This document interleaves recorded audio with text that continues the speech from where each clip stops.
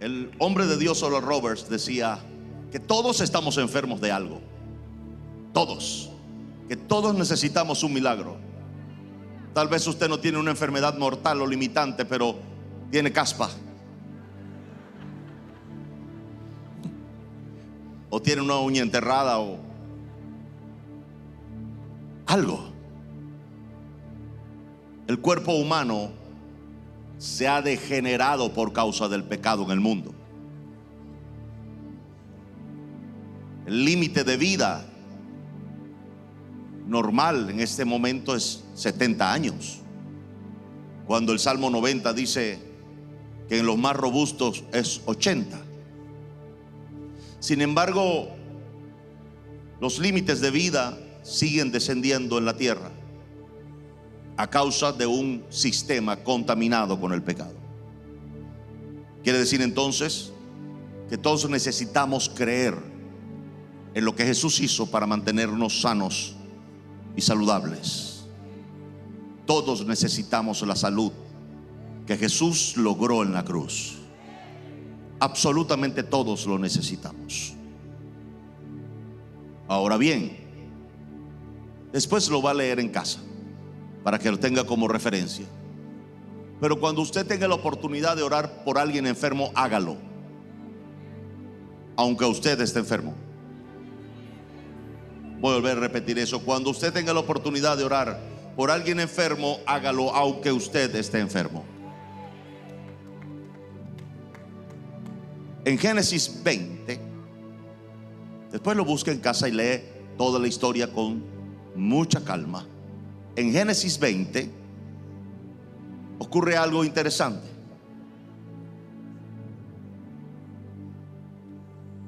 Abraham llega a Gerar, donde el rey se llama Abimelech, y su esposa Sara tiene casi 90 años. ¿Alguien me está oyendo aquí? Casi 90 años. Y la mujer era tan bella a los 90 años, que cuando Abimelech la ve, se enamora o le atrae profundamente a Sara, porque vio que era una mujer hermosa. Era ya la segunda vez que Abraham hacía esto. Había un acuerdo entre ellos, porque cuando salieron de Ur de los Caldeos, Sara, léase el capítulo 20 con detenimiento porque lo dice el verso. Sara era hermanastra de Abraham. Sara era hija de Taré con otra mujer, y Abraham era hijo de Taré con otra mujer. Eran hermanos por parte de papá. De manera que no estaban mintiendo cuando decían que eran hermanos. Digo, no mentían porque eran hermanastros. Entonces, al llegar a Gerar, Abraham dice, al presentar a Sara, le dice: y les presento a mi hermana. Y se regó la voz de que la hermana de Abraham era una mujer muy bella. Y efectivamente, cuando Abimelech el rey la ve, la manda a buscar como esposa. Recuerden que los reyes no pedían la mano, agarraban el cuerpo completo de una vez. Así que Sara se va como esposa, o se va al palacio de Abimelech como esposa, y empezó su procedimiento, su tratamiento para presentarse ante el rey con todos los perfumes y el proceso que había. Y en ese interín, que eran varios meses, antes de que el rey se llegase a Sara, Dios se le aparece en sueño y le dice a Abimelech: Abimelech, la mujer que tienes como esposa y tomaste como esposa es esposa de otro. No la toques, porque si la tocas, ciertamente morirás. En el sueño mismo Abimelech le dice: Señor, morirá el inocente. O sea, ¿qué culpa tengo yo de que esta mujer sea esposa de otro cuando me dijo que eran hermanos?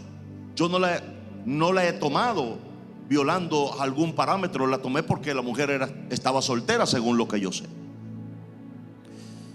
Para hacer el cuento largo corto, al otro día Abimelech manda a buscar a Abraham y le dice: ¿por qué hiciste semejante locura? Casi haces que todos nosotros muramos. Le regresa a Sara, le da ganado a Abraham, le da ovejas a Abraham.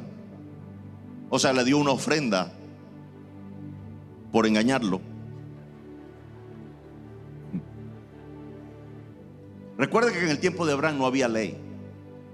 Era gracia, era relación con Dios y gracia. Yo le pregunto a usted, ¿no merecía Abraham un castigo por haber mentido y engañado al rey? Sí.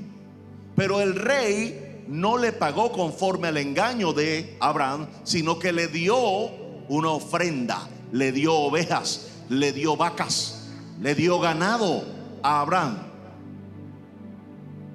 Ahora entienda David, cuando David decía: Señor, no me pagues conforme a mis injusticias, sino conforme a tu justicia. El rey le da a Abraham ganado, y a Sara toma 1000 monedas y le entrega a Sara las 1000 monedas y le dice: ok, se las voy a entregar a tu hermano, por si acaso te ofendí. 1000 piezas de plata. Pero había pasado algo. Durante el tiempo en que Sara estuvo en el palacio, ninguna de las siervas de Abimelech quedó embarazada.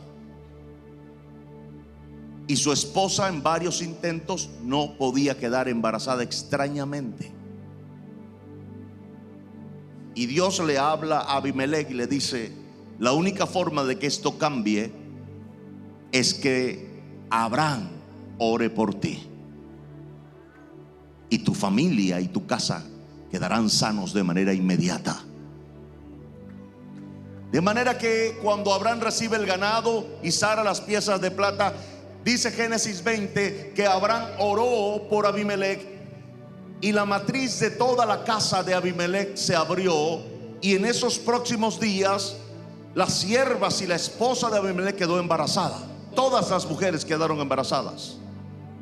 Abraham oró por Abimelech para que Dios le diera hijos a Abimelech, pero Abraham no tenía uno.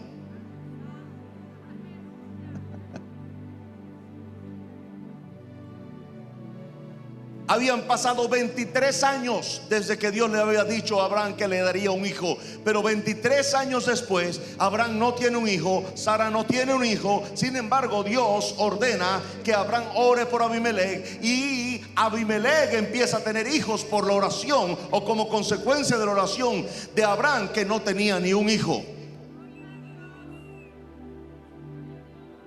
Si usted tiene la oportunidad de orar por un enfermo y usted está enfermo, ore por el enfermo.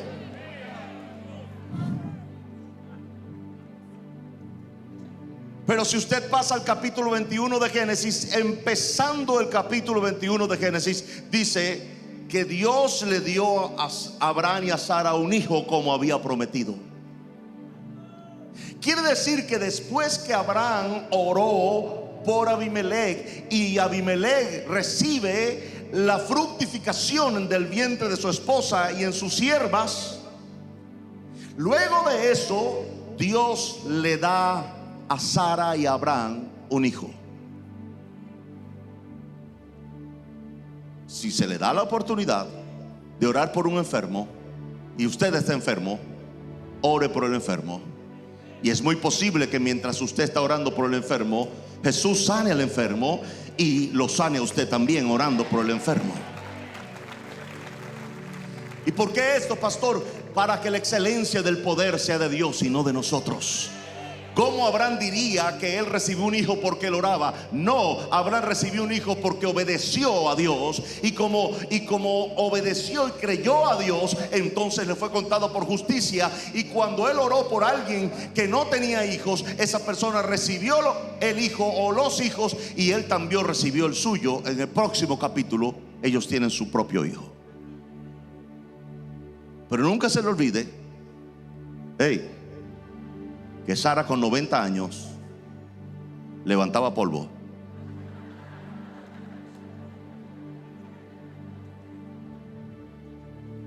La señora se las traía. Ahora mi pregunta será esta: en este momento, con 90 años, ¿una mujer puede ser tan atractiva?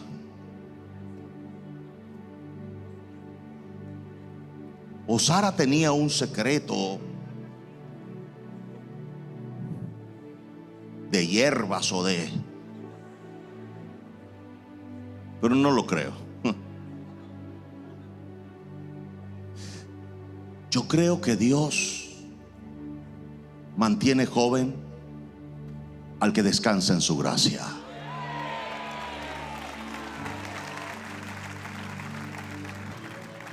Y creo que la ley envejece prematuramente. Por eso usted ve a veces estos hermanos religiosos, estas hermanas religiosas, y usted le pregunta: ¿qué edad tiene, hermana? 35. ¿Ah? Y usted estaba esperando mínimo 60.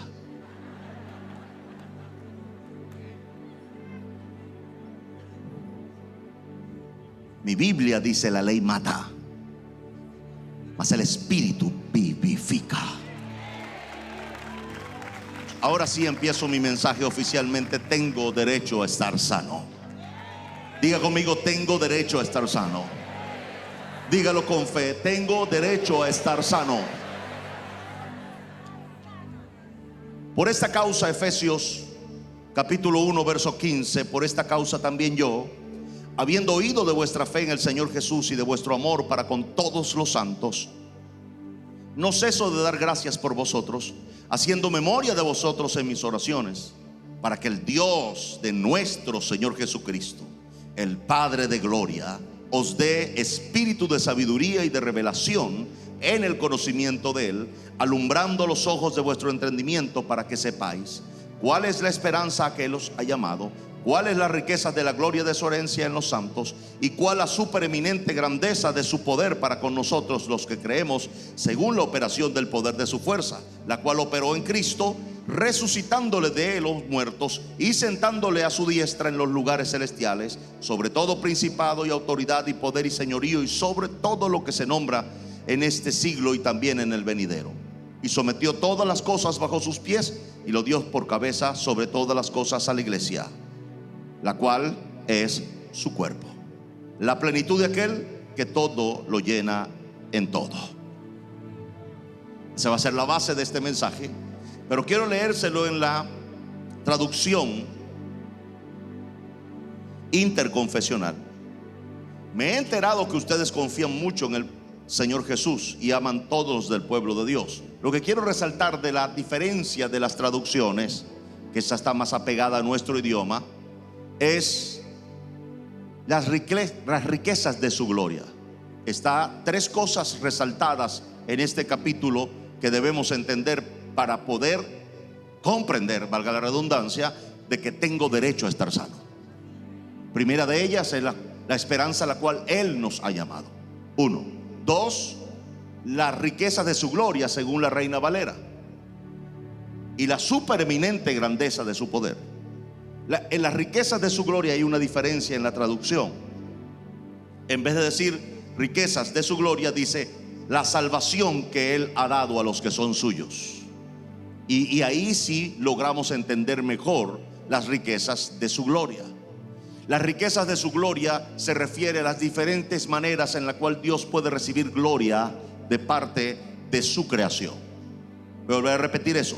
Las riquezas de su gloria son las diferentes formas y maneras en las cuales Dios puede recibir gloria de parte de su creación.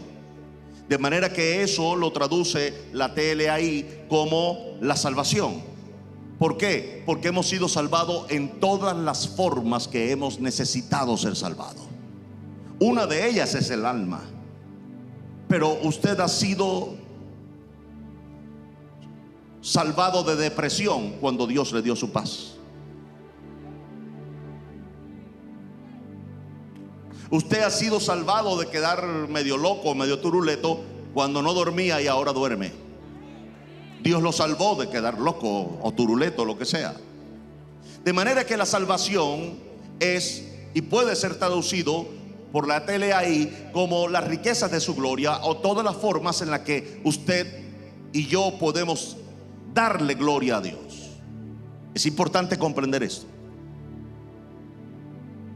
Ahora, en cuanto a estas tres cosas,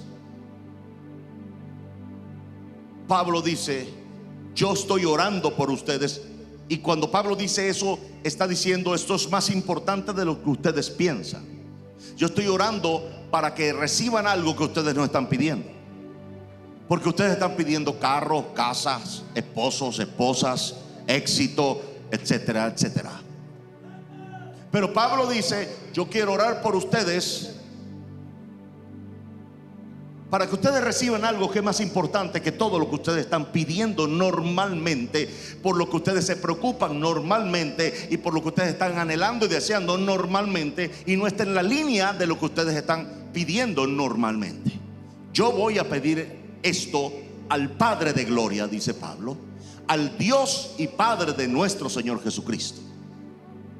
Y Pablo le pide al Padre que nos dé a todos los creyentes espíritu de revelación y sabiduría en el conocimiento de Él. Espíritu de revelación y sabiduría para conocer a Dios. Repito eso. Pablo dice: Señor, Padre de nuestro Señor Jesucristo, Padre de gloria, dale a los creyentes espíritu de revelación y sabiduría para conocerte a ti, Señor. En otras palabras, Pablo está diciendo: los creyentes no conocen a Dios.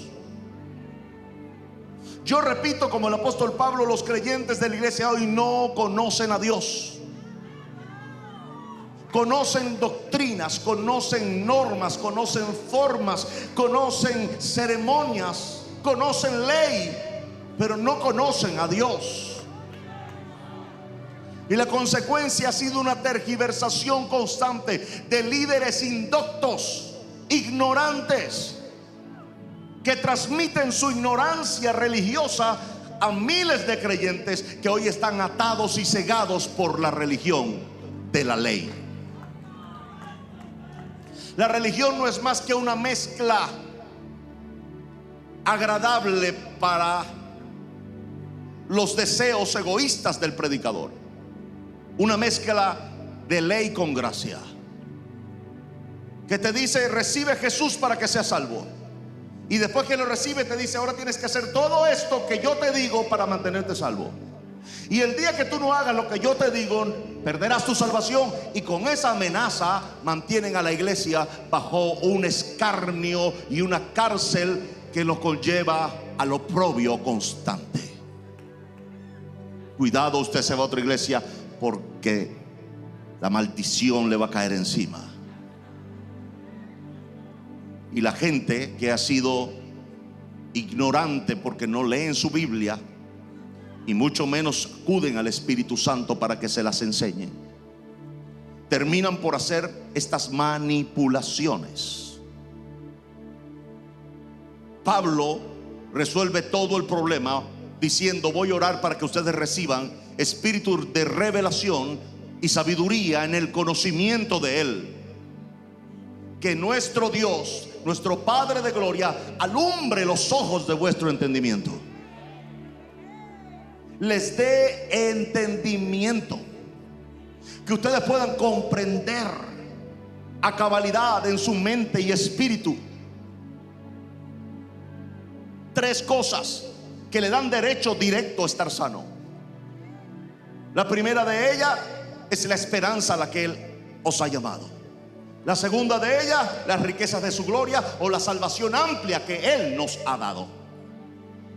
Y la tercera es una cosa sobrenatural que Pablo escribe, y aún con algunas traducciones tratando de simplificarlo, no pudieron simplificarlo, que es la supereminente grandeza de su poder. Voy a volver a repetirle eso porque no se refiere al poder de Dios en ninguna otra parte de la Biblia como aquí. Supereminente grandeza de su poder. Supereminente grandeza de su poder. Es un poder que no puede ser solamente descrito como poder, sino como superpoder, como eminente poder, como grande poder. Supereminente grandeza. Es un poder que cuando Pablo trata de escribirlo, lo resalta de la mejor forma que puede, y sin embargo termina diciendo: esta supereminente grandeza de su poder actuó primero en Cristo, resucitándole de entre los muertos. ¿Qué clase de poder es este que no respeta la muerte? Que no le teme a la muerte, porque es mucho mayor que la muerte. Diga conmigo: tengo derecho a estar sano. Alguien una vez me dijo, un abogado, que cuando alguien me parara no podía retener mi identidad, mi cédula de identidad. Y una vez me pararon y me quitaron la cédula. Yo le dije: permíteme la cédula. Cuando me la volvió a dar, le dijo: ya la viste, aquí la tengo, no me la puedes retener. Me dijo: claro que sí. Claro que no. Nuestra constitución y la ley lo prohíben. Y me metí mi cédula en el bolsillo. El policía estuvo no, estoy seguro que ni sabía la ley tampoco, pero como lo hice con tanta seguridad, dijo: ¿este es abogado o alguna cosa?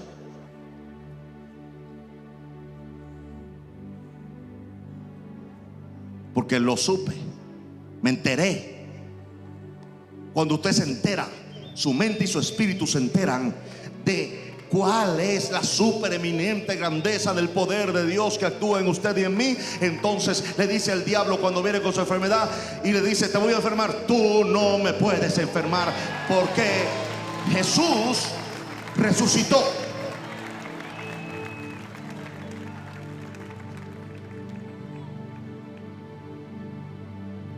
Cuando yo me entero de cuál es la esperanza a la que Él me ha llamado. La esperanza es todo aquello que tú puedes esperar como consecuencia de creer en Jesús y en su pacto de gracia. Y todas son esperanzas. Sin embargo, hay una de ellas para el día de hoy, que es la esperanza de yo mantenerme saludable para hacer la voluntad de Dios en esta tierra. Que el diablo no pueda cortar tu vida y mandarte al cielo antes de tiempo, porque ya el infierno no es para ti. Le acabo de decir que el infierno no es para ti. El cielo es para ti. Las moradas eternas y las mansiones son para ustedes en el cielo. Pero cuando Satanás puede cortar o acortar la vida de alguien para mandarlo al cielo más temprano de lo que le corresponde, evita un montón de derrotas posibles provenientes de ese creyente o esa creyente. De manera que el primero interesado en que usted y yo muramos y nos vayamos al cielo rápido, dejemos la tierra, es Satanás, que sabe que ya nos perdió y que ahora nosotros avanzamos y ganamos terreno para el reino de Dios. Entonces, en la estrategia de Satanás está que lo primero que él quiere hacer es enfermar al pueblo de Dios, para que el pueblo de Dios no crea por su sanidad, sea engañado, y el diablo engañarlo diciendo que se merecen la enfermedad, para matarlos con esa enfermedad y mandarlos al cielo antes de tiempo. Y usted dirá: pero ¿qué gana el diablo mandándome al cielo? Me voy para el cielo. Claro, en el egoísmo de un alma ignorante va a decir: me voy para el cielo, gloria a Dios. Pero en el entendimiento y comprendimiento de alguien que recibió el espíritu de revelación y sabiduría, no va a querer irse antes del tiempo, porque sabe que si se va antes del tiempo, su propósito en la tierra será cortado, y ese propósito va a sumar seguro muchas victorias al reino de Dios. Así que usted no puede querer irse al cielo antes de tiempo, porque el reino de Dios sufre, y usted va a cooperar con eso si usted se va antes. Dígale que está a su lado: no te vayas antes.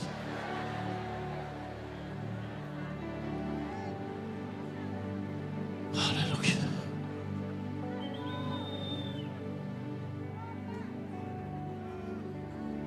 Él nos ha llamado a una esperanza, y una de esas esperanzas es que yo debo y puedo estar sano, porque me llamó a eso.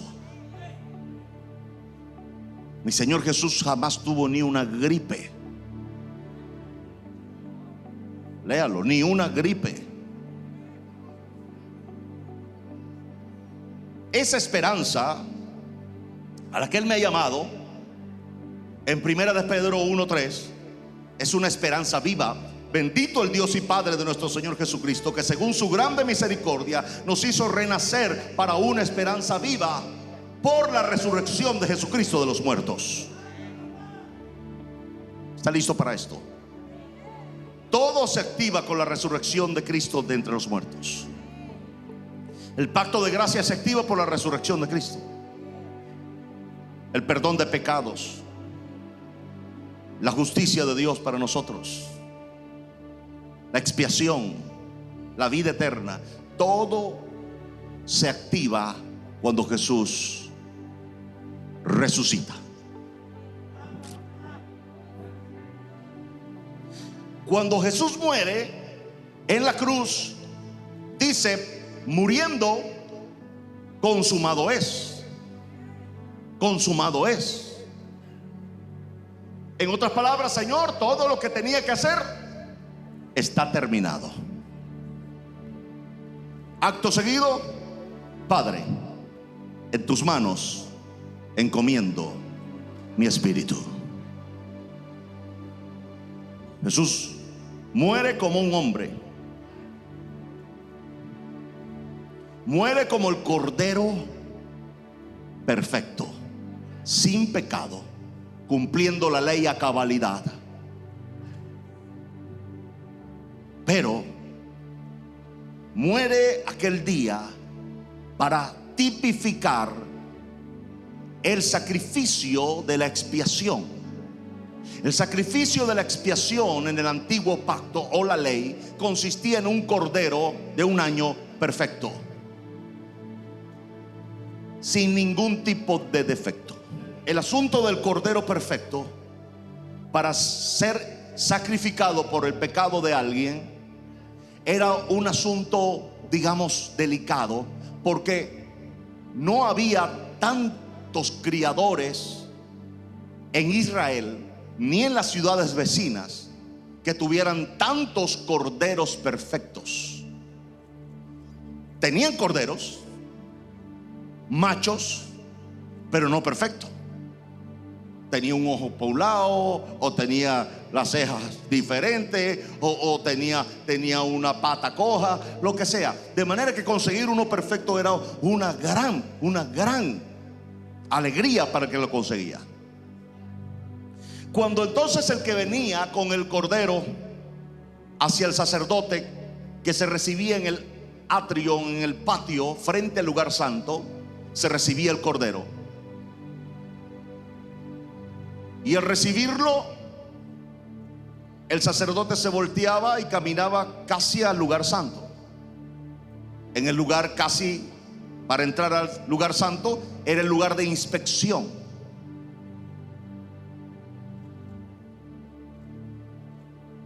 Todo eso se hacía sin mediar palabras. El sumo sacerdote nunca le decía: épale, Pablito, ¿cómo está? ¿Cómo está la suegra? ¿Cómo está la mamá? No, ahí no había ninguna familiaridad. Ahí el sumo sacerdote estaba ejerciendo su sacerdocio y era una persona prácticamente de otro planeta, del cielo. No había manera. El hombre representaba a Dios absolutamente. De manera que más bien el que llevaba el cordero iba un poco asustado, porque ocurría algo que usted debe saberlo. Frente al lugar santo, en el lugar de inspección, el sacerdote empezaba a ver el cordero con minucioso cuidado. Medía sus lomos, medía lo que había desde la parte alta de la pata trasera a la punta de la pata. Lo inspeccionaba por completo. Se va a sorprender en esto, pero así lo hacía. Revisaba sus testículos para saber que estuviesen simétricos. Era algo muy delicado, porque si algo no estaba bien, el sacerdote se levantaba y un poco airado le decía al pecador: el cordero es imperfecto. En otras palabras, no es aceptado. Llévese su cordero y cómaselo, pero aquí no lo va a traer como sacrificio, porque está choreto.